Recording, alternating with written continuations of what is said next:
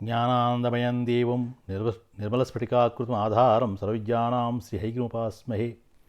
ఓం నమో వెంకటేశాయ. గోదాదేవి అమ్మవారి తిరుప్పావై ఈ వ్రత సంరంభంలో మనం 11వ పాసురం దర్శించుకోబోతున్నాం. దాంట్లో ముందుగా అమ్మవారి మీద తనియలు. శ్రీశైలేశం దయాపాత్రం ధిభక్త్యాది గుణార్ణవం యతీంద్రప్రణం వందే రమ్యజామాతరం మునిం.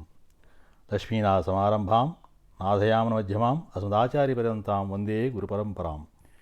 యో నిత్యమచ్యుపదాంభుజ యుగ్మరక్తు వ్యామోహతస్థైతరాణి తృణాయమనే అస్మద్భగవతో దయసింధో రామానుజచరణౌ శరణం ప్రపజ్యే.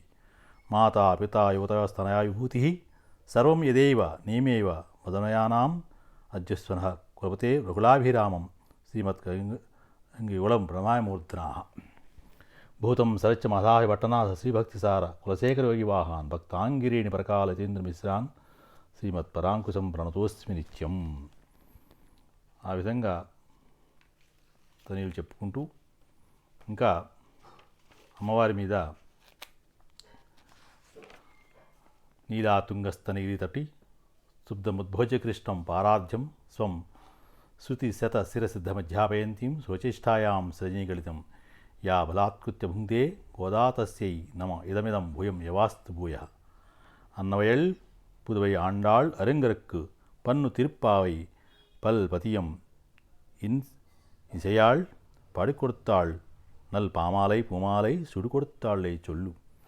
சூடி கொடுத்த சுடுக்கொடியே தொல்பாவை பாடி எருளவல்ல பல் விளையாய் நாடி நீ வேங்கடவர்க்கு என்னை విధియెండ్ర ఎన్నై ఇమ్మాత్తం నాం కడవావన్నమే నల్గు. ఈ విధంగా మనం తనీలు చెప్పుకున్న తర్వాత ఈరోజు 11వ పాసురంలో ఉన్నాం. 11వ పాసురానికి వచ్చాం. ఆ 11వ పాసురంలో అమ్మవారు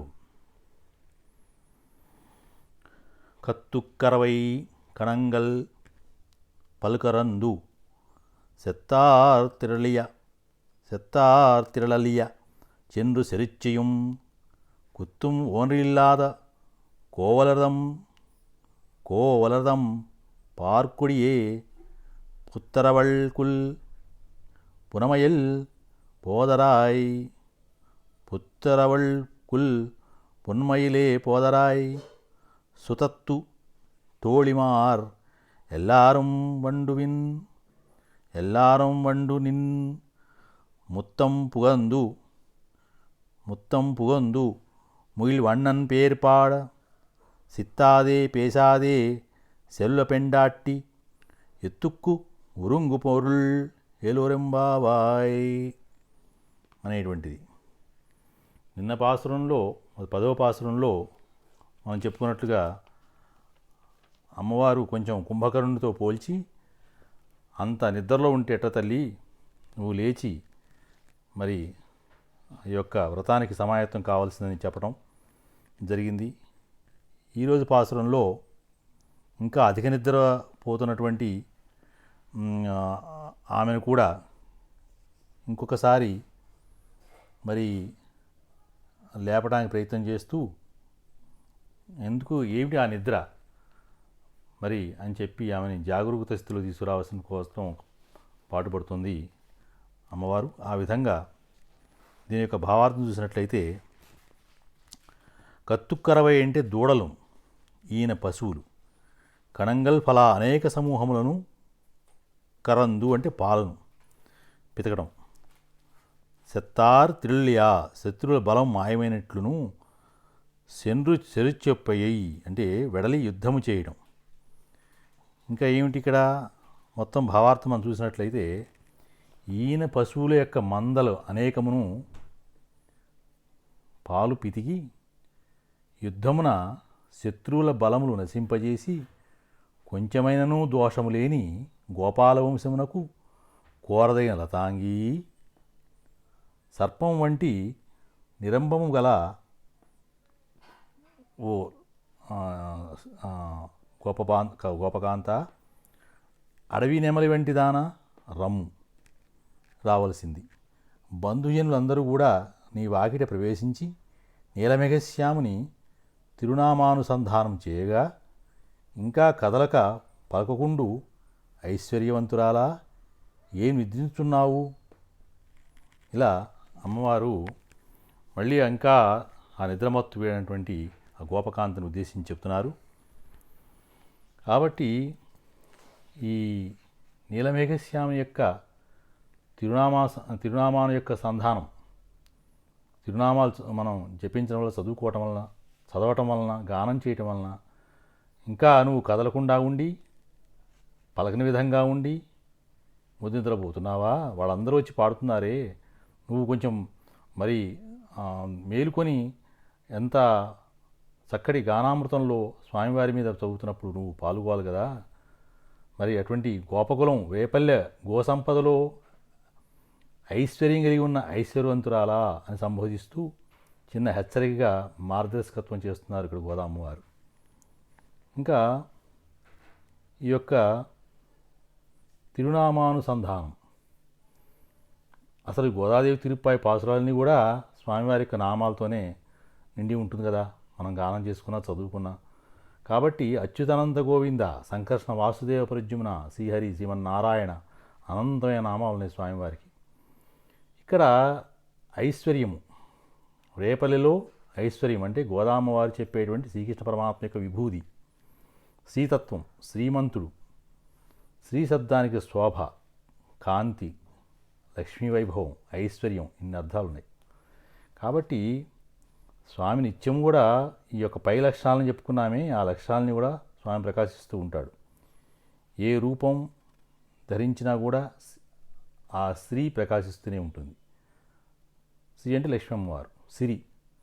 లోకంలో ఇతరుల వద్ద వారి యొక్క సుకృత ఫలితంగా సంపద లభిస్తుంది, కానీ ఒక్క నారాయణ వద్ద పొందేటువంటి వైభవాలు మాత్రం శాశ్వతం.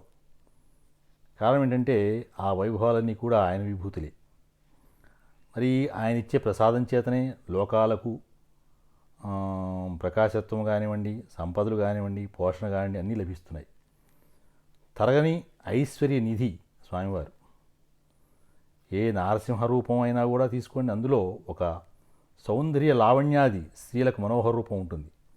ఎందుకు నారసింహ రూపం అన్నామంటే అది కొంచెం అవతారాల్లో కొంచెం ఉగ్ర సంబంధమైనటువంటిది, వీరత్వం సంబంధం ఎక్కువ కనిపిస్తున్నప్పుడు నారసింహ రూపం కాబట్టి ఆ రూపం తీసుకున్నా కూడా అందులో శ్రీ అమ్మవారు ఉంటుంది, శ్రీ మనోహరమైన రూపం ఉంటుంది, సౌందర్య లావణ్య శ్రీ మనోహర రూపం ఉంటుంది. అందుకే ఆయనను అందరూ ఆశ్రయిస్తారు. శ్రీ ఆయనను ఆశ్రయించుకొని ఐశ్వర్యాలన్నీ ఆయన ఆశించుకుని ఉండటం వలన ఐశ్వర్యాలన్నీ కూడా ఆయనలో ఉన్నాయి. కాబట్టి ఐశ్వర్యవంతుడు అనేటువంటి విషయం మనకి ఇక్కడ తెలుస్తుంది. ఇంకా ఈ శ్రీమన్నారాయణుడు మరి శ్రీమంతుడు, ఆయన జగమంతా ఆయననే ఆశ్రయించుకుని ఉంది.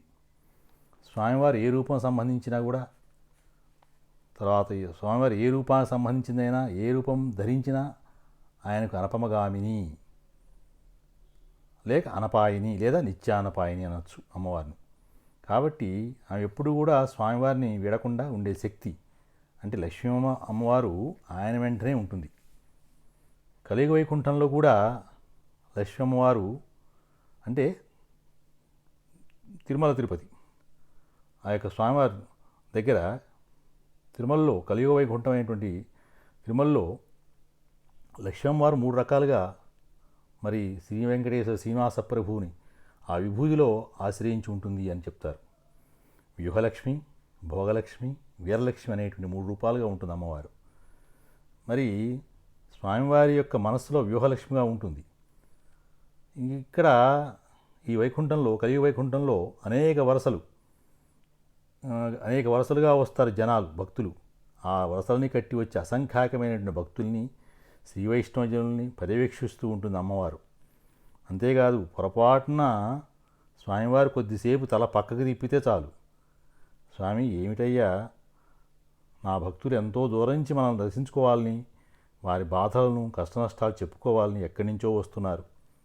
స్వామి నువ్వు తల తిప్పక స్వామి, మన పిల్లలు మరి వాళ్ళపైనే ఆ చూపు ఉంచి రక్షణ ఇవ్వాలి, అలా అభయం ఇవ్వాల్సిన బాధ్యత మనపై ఉంది స్వామి అని కొంచెం కొంచెం గట్టిగా అన్నట్టుగా అంటుంది అమ్మవారు. తల్లి కదండి, ఆమె ప్రేమ అలా ఉంటుంది సంతానంపై. లోకంలోంచి వెళ్ళినంతా కూడా ఆమె సంతానమే కదా. కాబట్టి ఆమె ప్రేమ అలా ఉంటుంది ఆ వచ్చేటువంటి జనాలు అందరూ కూడా ఆ పిల్లలను భావించి. కాబట్టి ఇంకా ఏమంటుంది అంటే, ఈ యొక్క ఒక పాసురంలో అమ్మవారిది ఈ తనీయ సంబంధమైన దాంట్లో కూడా చెప్పబడింది. అది ఏమిటంటే ఈ దాని ప్రత్యేకంగా తిరుపల్లాండులో సంబంధించింది అనమాట. దాంట్లో పల్లాండు పల్లాండు జనరల్గా మనం ఈ సహజంగా స్వామివారిని పాడుకునేటువంటిది. పల్లాండు పల్లాండు పల్లాయి రత్తాండు పలకోడి రాయడం మల్లాండు తిండోళ్ళు మణివన్నా ఉన్ సేవడి సేవి తిరుక్కాప్పు అని మనం చదువుకుంటాం స్వామివారి మీద. ఈ పల్లాండు పల్లాండు దానిలో ఏముంటుంది అమ్మవారు, మరి ఈ చాణూరా ముష్టికాది మల్లులను కూడా జయించినటువంటి నిలబనుడా, నీవు అనేక సంవత్సరాలు క్షేమంగా ఉండవలనయు మరి శ్రీ విష్ణు చిత్తుల వారు విన్నవించి తృప్తి పొందక, మరి దేవమానములకు అనేక సంవత్సరాలు, మరి బ్రహ్మమానములకు బహు సంవత్సరాలు, బహు సహస్రవత్సరాలు, మరి ఇంకా బ్రహ్మలు అసంఖ్యాకమైనటువంటి వారు వాళ్ళందరూ కూడా మరి బహుకోటి సంవత్సరములకు స్వామి యొక్క ఎర్రతామర వంటి పాదములు, చక్కదనమైనటువంటి ఎప్పటికీ కూడా మరి కొరత లేని రక్ష ఇచ్చేటువంటి పాదాలు కావాలి మాకు అని ప్రార్థించారే. ఇంకా అడియో మోడుం నిన్నోడం పిరివణ్ణి అడియో మోడుం నిన్నోడుం విరివిన్రి యాయిరం పల్లాండు ఒడినాయవిన్ వలమార్ పినిల్ వాల్గిన్ర మంగయం పల్లాండ్రు వడివారు సోది వల్లత్తుయం సురాళయం పల్లాండు పడై పోరు పుక్కు ముళంగు ముప్పాంగి సెన్నియం పల్లాండే పల్లాండు అనే కదా. మరి ఆ విధమైనటువంటి మన ఉభయులను కూడా ఎడబాటు లేకుండా శత సహస్రాధ్య సంఖ్యాకమైనటువంటి కాలతత్వం ముందు ఆ పర్యంతం కూడా నిత్యమై ఉండవలనియు, మరి కుడి వక్షస్థలమున వాసం చేయుచున్న శ్రీ మహాలక్ష్మి కూడా చక్కదనముచే పూర్ణమై కాంతి కలిగి కుడి ప్రక్క ప్రకాశించడి చక్రాయుధమును సేవల యొక్క యుద్ధమందు ప్రవేశించి ధ్వని చేసేటి పాంచజన్యమును ఎడబాయకుండా శతసహస్రాధ్య సంఖ్యాకమైనటువంటి కాలతత్వమందు కూడా మరి నీ చేరికి నిత్యమై ఉండవని కదా స్వామి. అలా వాళ్ళు ప్రార్థిస్తున్నారే. కాబట్టి మరి ఆ శ్రీ వెంకటేశ్వర స్వామి శ్రీమన్నారాయణని వివలక్ష్మి అమ్మవారు అలా విన్నపం చేస్తుందట. ఏమనంటే, నువ్వు భక్తుల గురించి వారి దర్శనం, మరి వాళ్ళు దర్శనార్థం వచ్చేటువంటి వారు, మరి కాబట్టి వాళ్ళని మనం దయ చూడవలసిన అవసరం ఉంది అని చెప్తుంది అమ్మవారు. ఆమె సంతానం జనులు శ్రీ వైష్ణవ జనుల గురించి అమ్మవారు అలా స్వామివారికి విన్నపం చేస్తుంది. అందుకే శ్రీ వైష్ణవంలో ఏం జరుగుతుందంటే, శ్రీ వైష్ణవంలో తెంగళై శాఖ వారు అంటే వారి నామంలో పాదం ఉంటుంది, అంటే ముక్కుపై వరకు దిద్దుకునే బొట్టు అనమాట. వారు తెంగళై శాఖ వారు ఉంటారు. వారు ముందుగా శ్రీ మహాలక్ష్మి వారి దయ కోసం ప్రాకులాడతారు. ఎందుకంటే ఆమె తల్లి కాబట్టి చిన్న చిన్న తప్పులు చేసినా కూడా క్షమించి దగ్గరకు తీసుకొని మరి స్వామివారి యొక్క పాదముల వద్దకు కూర్చోబెడుతుంది. ఆయన దయ కురిపించే అలా చేసి మనకి మోక్షాన్ని ఇప్పిస్తుంది. అందుకే శ్రీ వైష్ణవం, శ్రీ అంటే లక్ష్మీ అమ్మవారిని పట్టుకొని స్వామివారి దగ్గరకు చేరటం అని కూడా మన పెద్దలు చెప్తారు శ్రీ వైష్ణవంలో తెంగళై శాఖ వారు. కాబట్టి ఈ విధంగా ఈ యొక్క శ్రీ వైష్ణవంలో అమ్మవారి ద్వారా తీసుకున్నటువంటి ఆ యొక్క ఏదైతే శ్రద్ధలు, ఆ యొక్క ఏకాగ్రతలు అవన్నీ ఉన్నాయో భక్తుల పట్ల ఆమెకున్నటువంటి దయ అపారమైనదని చెబుతూ, ఇక్కడ ఈ సందర్భంలో మనకి ఈ యొక్క భాగవత వాంగమయంలో, శ్రీమద్ భాగవత వాంగమయంలో మనకి ఒక సన్నివేశం గుర్తొస్తుంది. దీంట్లో నిమి చక్రవర్తి మరి ఆ మునీశ్వర్లలో ఏడవైనటువంటి ద్రమిడ మహర్షికి కొన్ని విషయాలు వాళ్ళకి వాదోపాదాలు దొరుకుతాయి. దాంట్లో ద్రవిడ మహర్షి అంటారు, రాజా, భగవంతుడు తన స్వస్వరూపం ముందు నిర్వికారుడై తనలో ఎట్టి మార్పు లేనివాడయ్యా, తన భక్తుల సంతోష నిమిత్తం వారికి ఇష్టమైనటువంటి దివ్యావతారాలని కూడా తాలుస్తూ ఉంటాడు, ఎత్తుతూ ఉంటాడు. ప్రపంచం యొక్క రక్షణ కొరకు తన భక్తుల సాధనలో ఇంద్రాది దేవతలు, మన్మధుడు, భూతాది గణములు కూడా ఉంటాయి. మరి వాళ్ళు విఘ్నాల నుండి భక్తులను రక్షించడం కోసం అనేకమైనటువంటి విషయాలు సాక్షాత్కరిస్తుంటాయి. మరి ధ్రువునికి కానీ ప్రహ్లాదునికి కానీ సాక్షాత్కరించి రక్షించినటువంటి వాడు. అర్థం కూడా జగత్తు రక్షణార్థం ధర్మరక్షణ నిమిత్తం గతంలో మత్స్య కూర్మ వరాహ నారసింహ వామన పరశురామ శ్రీరామ అవతారం ఎత్తినటువంటి మహానుభావుడు. దుష్టును సంహరించడం, శిష్టులను రక్షించడం, ఇలా చెబుతూ రాబో ద్వాపరయుగం చివర భగవానుడు యదువంశమున శ్రీకృష్ణ భగవానుడు అవతరించి భూభారం నిర్మూలిస్తాడని, అట్లే భగవానుడు కలియుగమున బుద్ధ కలికి అవతారం ఎత్తి ధర్మ సంస్థాపన చేసి జగత్తును రక్షిస్తాడని, జగత్తును రక్షించడయే సదా భగవంతుని కర్తవ్యము, ఆయన అనుగ్రహం కూడా అయి ఉన్నాయి. కాబట్టి ఇంకా నిమ్మహారాజు ఏమడుగుతాడంటే, సాధకులు ఎవరి కోరికలు నశించలేదో యహలోకపు సౌఖ్యముల కోసం, సుఖాల కోసం మీద ఆశపడి, మరి ఇంకా ఎవరికి ఇంద్రియములు మనస్సు వశంలో లేవో, ఎవరు నిత్యము విధి ప్రకారం భగవంతుని ఉపాసించరో అట్టి జీవులకు ఏ గతి కలుగుతుంది అని అడిగాడు ఆయన. అప్పుడు చమన మహర్షి ఏం చెప్పాడంటే, ఈ సృష్టి ప్రారంభంలో భగవంతుడు విరాట్ పురుషుని శరీరం నుండియే బ్రహ్మాది దేవతలు, అప్సరసులు, గంధర్వులు, భూత ప్రేత పిశాచములు, మనుష్యులు, పశువులు, వృక్షములు, క్రిమికీటకాదులు, మరి జీవరాశులు 7-14 లోకాలు, ఇదంతా బ్రహ్మాండం ఉంటుంది. కాబట్టి సమసృష్టికి ప్రభు నియంత అనగా ఆజ్ఞాపించి నియమించువాడు భగవానుడే ఉన్నాడు. ఇంకా అట్టి విశ్వాత్ముడైనటువంటి తండ్రి ప్రభు ఆయనే. అట్లా ఆ భగవాన్ని పూజిస్తే మరి ఆయన పూజిస్తే మంచిది. ఒకవేళ పూజించనచో ఆదరించనచో వాళ్ళు ఏ జీవులైనా సరే తమ తమ స్థానం నుండి కూడా పతనమైపోతారు సుమా. దేవతలు కూడా వాళ్ళు భ్రష్టులు అవుతారు సుమా అని కూడా చెప్పడం జరిగింది ఆ యొక్క చమన మహర్షి. కాబట్టి మనిషి జన్మములో హెచ్చుంచి తక్కువ వరకు బ్రహ్మజ్ఞానులు, యోగీశ్వరులు, మహాభక్తులు, జ్ఞానుడు, బ్రాహ్మణ, వైశ్య, శూద్రాదులు, ఇలా అనేక వర్ణముల వారు ఉంటారు. క్రమంగా వారి వారి కర్మలకు కారణంగా జన్మములు ఎత్తు ఉంటారని కూడా, మరి వారికి స్వయంగా భగవంతుడే వారి పూర్వపుణ్యములను బట్టి వాళ్ళకి ఆ యొక్క వర్ణాలు కలిగిస్తూ ఉంటాడని, ప్రతి జీవి కూడా భగవదాజ్ఞకు బౌద్ధుడై ఆ రకముకు జన్మ ఎత్తవలసిందే అని చెప్తాడు. ఇంకా ఈ యొక్క అహంకారం ఉండటం వలన, ఘోరమైన అహంకారం, అంతులేని కోరికలు నశించడం ఎలా సాధ్యపడుతుంది అంటే, మరి ఈ యొక్క క్రోధము, ఆగ్రహము, అసూయ, మోసము, గర్వము ఇలాంటి చెడు లక్షణాలని కూడా వదులుకోవాలి సుమా. వదులుకుంటేనే స్వామివారి యొక్క దర్శనం అవుతుంది అని చెప్తాడు. ఇంకా దాని విషయంలో ఈ పుణ్యజీవులకి ధనం కలగడం నిజమైన ఫలితం ధర్మం. ఆ ధర్మం వల్లనే నిష్ఠ, సాధన, జ్ఞానము వృద్ధి అవుతాయని, నిత్య సాధన వల్ల మనిషిలోని దోషాలు, చెడుకులు నశిస్తాయని చెప్తాడు. ముందుగా శరీరము, ఆ తర్వాత మనస్సు కూడా నిర్మలమవుతాయి అన్నాడు. ఎప్పుడు మన యొక్క తిరునామానుసంధానం చేసినట్లయితే ముందుగా శరీరము, ఆ తర్వాత మనస్సు నిర్మలమవుతాయి అని చెప్తారు. అట్లనే అట్టి వారిపై భగవంతునికి దయగలుగుతుంది. ఎవరిపై భగవానుకు అనుగ్రహం కలుగుతుందో వారికి సాధనలో విఘ్నములు లేకుండా స్థిరనిష్ట లభించి చివరకు భగవంతుని సాక్షాత్కారము, మోక్షం కూడా లభిస్తాయి. ఇదే విషయాన్ని వేదాలు, ఉపనిషత్తులు మళ్ళీ మళ్ళీ తిరిగి చెబుతున్నాయి సుమా అని ఆ మహర్షి చెప్పడం జరిగింది. ఈ విధంగా చమన యొక్క నిమి చక్రవర్తికి తిరిగి ఇట్లా అడుగుతున్నాడు, ఓ మహాత్ములారా, మరి పరమగురువులైనటువంటి మీరు మానవుని మేలు కొరకు వేదములను విశ్వాత్మకు భగవాను ఉపసంచులకు ఎందుకు ప్రభావించినవో అటు చేయవారికి లేనివారు కలిగి ఫలితములు ఏమిటి అని చెప్పవలసిందని చెబితే, అప్పుడు ఈ యొక్క 4 యుగముల్లో కృత, త్రేత, ద్వాపర, కలియుగాల్లో 4 కూడా భగవానుడు మరి రూపం ఏ విధంగా మార్చుంటూ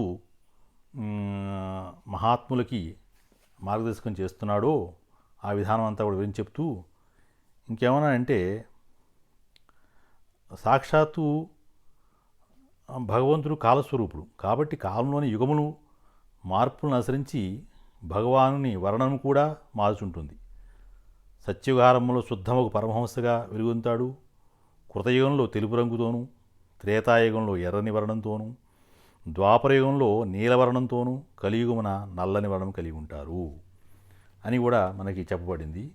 ఎందుకు మనం ప్రత్యేకంగా ఈ విషయాన్ని అనుకోవాల్సి వస్తుంది అంటే, ఇక్కడ అమ్మవారు ఆయన్ని ఆ స్వామి లెక్క అనుకుంటూ తిరునామానుసంధానం చేయడం నీలమేఘశ్యాముని అని అమ్మవారు ఒకసారి గుర్తు చేసింది. ఆ నీలమేఘశ్యామునికి తిరునామానుసంధానం చేయాల్సింది. చేస్తుంటే కూడా నువ్వు వాళ్ళతో పలకవలసినటువంటి ఐశ్వర్యవంతురాలా ఇంకా నిద్రిస్తున్నావు ఏంటి అడిగింది కదా. అందుకనే ఈ కృతయుగంలో మనకి దగ్గర నుంచి ఈ కలియుగం వరకు కూడా ఏ వర్ణాలతో స్వామి ఉన్నారో చెప్పబడిందనమాట. అయితే ఇంకా కృతయుగంలో భగవంతుని నామాలు హంసుడు లేక హంస, సుపర్ణుడు, వైకుంఠుడు, ధర్ముడు, యోగీశ్వరుడు, అమరపురుషుడు, ఈశ్వరుడు, పురుషుడు అనియు, అవ్యక్తుడు, పరమాత్ముడు అని ఈ నామాల ద్వారా కూడా భగవంతుని గుణాలు లీలలు గానం చేయబడుతుంటాయి. ఇంకా త్రేతాయుగంలో అయితే విష్ణువు, యజ్ఞుడు, మరి ఇంకా పృశ్నిగర్భుడు, సర్వదేవుడు, ఉరుక్రముడు, తర్వాత వృషాకవి, జయంతుడు, ఉరుగాయుడు అనే నామాలతో కూడా భగవంతుడు కీర్తించబడతాడు ఇప్పుడు త్రేతాయుగంలో. ఇంకా ద్వాపరయుగంలో అయితే జనులు భగవంతుడు నమస్తే వాసుదేవాయ, నమో సంకర్షణాయ చ, ప్రద్యుమ్నాయ నమః, అనిరుద్ధాయ నమః అనే పేరుతో కూడా భగవంతుడు స్తుతిస్తూ ఉంటారు సుమా. కలియుగంలో అయితే భగవంతుడు నల్లని వడం కలిగి ఉంటాడు మన వెంకటేశ్వర స్వామి వారు. నీలమణుల వంటి నీలకాంతితో ప్రకాశించు శరీర అవయవములతో ఉజ్వలముగా తేజస్సు చిమ్ముతుంటాడు. అందుకనే నీలమేఘశ్యాముడు కలియుగంలో. ఈ నీలమేఘశ్యామ విషయం అమ్మవారు తీసుకురావడం కారణం అదే. అందమైన ఆభరణములు, కౌస్తవము, శ్రీవత్సము, సుదర్శన పాంజన్యములు, కౌముదికి అను గద, శాంగము మొదలైన ఆయుధాలను కలిగి మరి నందకమనే ఖడ్గం ధరించి ఉంటాడు. ఇంకా నంద సునందులను అనుచరులతో కూడా ఆయన ప్రకాశిస్తూ ఉంటాడు. మరి ఈ కలియుగంలో బుద్ధిమంతులకు భక్తులకి ఈ కలియుగంలో ఏమవుతుందంటే జనరల్గా కలిమాయల వలన మనం అనేక మార్పులు లోనవుతుంటాం, అనేక మాయల్లో పడిపోతుంటాం. కానీ బుద్ధిమంతులైన వాళ్ళ భక్తులు వాళ్ళు ఏం చేస్తారంటే కలి మాయలో పడటం తప్పించుకోవడం కారణంగా భగవంతుని నామాలని, గుణాలని, వారి లీలలను కూడా ప్రధానంగా సంకీర్తన ద్వారాను, జపం ద్వారాను, యజ్ఞ సంతర్పణ ద్వారాను కూడా భగవాన్ని ఆరాధన చేసుకుంటారు. కాబట్టి ఈ విధంగా చేసుకోవటం వలన మరి ఆ తిరునామానుసంధానం చేయటం వలన కలిమాయల్లో పడకుండా స్వామివారి సేవలో నిమగ్నం అయిపోయి ఆయన ద్వారా మనం మోక్షాన్ని పొందుతాము అని చెప్తూ, ఈ విధంగా తిరునామానుసంధానం చేస్తున్నప్పుడు ఇంకా నువ్వు కదలకుండా మరి పలకకుండా నిద్రిస్తున్నావే, గోకులంలో ఐశ్వర్యవంతురాలైన ఉన్న ఓ గోపకాంత, ఇంకా మేలుకొనవలసింది, ఈ యొక్క వ్రతంలో పాల్గొనవలసింది అని చెప్పి అమ్మవారు సూచనాప్రాయంగా చెప్పడం జరిగింది. కర్కటే ఫురఫల్గుణ్యాం తులసీకానాద్భవాం పాండే విశ్వంభరాం గోదామందే శ్రీరంగనాయకీం శ్రీహకాంతాయ కళ్యాణ నిధయేర్ధినాం శ్రీవేంకటనివాసాయ శ్రీనివాసాయ మంగళం. మంగళం కౌసలేంద్రాయ మహనీయగుణాత్మనే చక్రవర్తనూజాయ సార్వభౌమాయ నిత్యమంగళం.